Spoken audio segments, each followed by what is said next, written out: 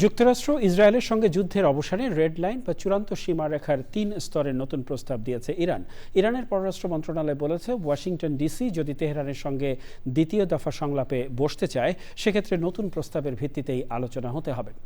যুদ্ধ বন্ধে রাশিয়ার প্রেসিডেন্ট ভ্লাদিমির পুতিনের সঙ্গে আলোচনায় সোমবার সকালে রাশিয়ার সেন্ট পিটার্সবার্গে পৌঁছেছেন ইরানের পররাষ্ট্রমন্ত্রী আব্বাস আরাগচি।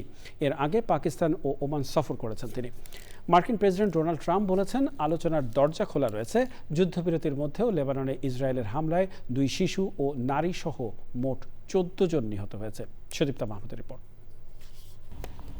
হরমুজ প্রণালী পুনরায় চালু করা সহ যুদ্ধের অবসান নিয়ে যুক্তরাষ্ট্রকে 3 স্তরের একটি নতুন প্রস্তাব দিয়েছে ইরান।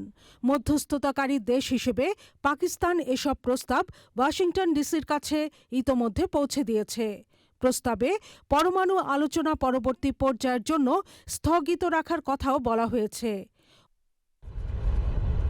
যুদ্ধ ও অন্যান্য প্রাসঙ্গিক আলোচনা করতে রাশিয়া সফর করছেন ইরানের পররাষ্ট্রমন্ত্রী আব্বাস আরাগচি।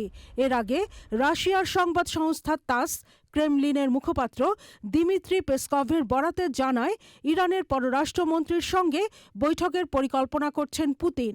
বৈঠকে যুদ্ধের সবশেষ অবস্থা, যুদ্ধবিরতি এবং সাম্প্রতিক ঘটনাবলী তুলে ধরে রুশ প্রেসিডেন্টের সঙ্গে আরাগচি পরামর্শ করতে পারেন বলে জানিয়েছেন রাশিয়ায় ইরানের রাষ্ট্রদূত কাজেম জালালি।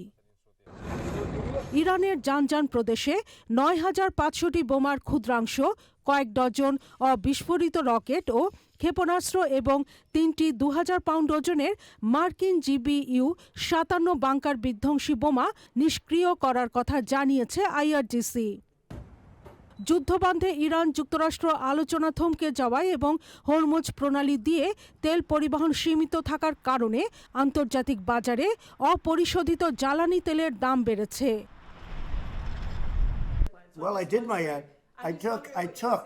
যুক্তরাষ্ট্রের প্রেসিডেন্ট ডোনাল্ড ট্রাম্প রোববার ফক্স নিউজকে দেওয়া এক সাক্ষাৎকারে বলেন, তেহরান যদি কথা বলতে চায় তবে তারা ফোন করতে পারে। এর আগে মার্কিন প্রতিনিধি দলের পাকিস্তান সফর বাতিল প্রসঙ্গে তিনি বলেছিলেন, ইরানের দেওয়া প্রস্তাব আরও ভালো হওয়া উচিত ছিল। ভঙ্গুর যুদ্ধবিরতির মধ্যে লেবাননে আবারও হামলা চালিয়েছে ইসরায়েল। হামলায় 2 শিশুসহ 14 জন নিহত হয়েছে। এছাড়া দক্ষিণ লেবাননে সামরিক অভিযান চলাকালে হিজবুল্লাহর ছোড়া রকেট হামলায় এক ইসরায়েলি সেনা নিহত ও 6 জন আহত হয়েছেন। পাকিস্তানের প্রধানমন্ত্রী শেহবাজ শরীফ সামাজিক যোগাযোগ মাধ্যম এক্সে বলেছেন, নিরপেক্ষ মধ্যস্থতাকারী হিসেবে পাকিস্তান কাজ চালিয়ে যাবে। চলমান পরিস্থিতি নিয়ে ইরানের প্রেসিডেন্ট মাসুদ পেজেশকিয়ানের সঙ্গে ফোনালাপ করেন তিনি। Sudipta Mahmud, channel I.